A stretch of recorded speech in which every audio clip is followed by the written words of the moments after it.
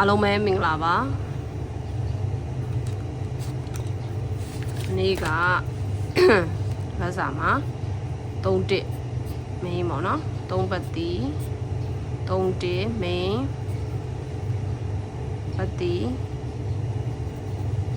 တစ်3အခွေတစ်3အောင်ပါတယ်ပြီးတော့4 break 4 break အဓိကလို့ပြောခဲ့တယ်ပေါ့နော် main လို့ပြောခဲ့တယ်4 break လည်းအောင်သွားပါပြီဒီနောက်ပြီးခွန်တစ်လုံးဆက်ပြီးတော့ပတ်ချင်းဘုထုံနေတီပေါ့နော်ဖူးမကြော်သောဘုထုံနေတီပတ်လို့ရပါတယ်ကိုဒီနေ့28ရက်4လ2026မနက်ညအတွက်က6-9ချိန်6-9ပတ်တီပါ6-9ချိန်6-9ပတ်တီပါ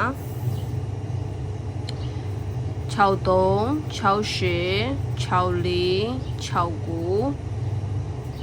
9-3 9-8 9-4 9-9ပါ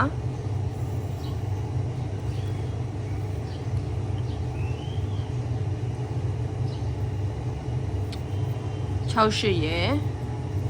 9-8ရယ် main or ပါ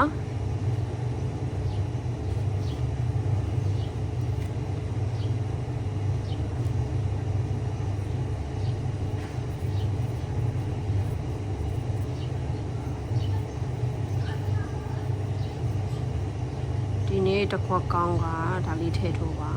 6တက်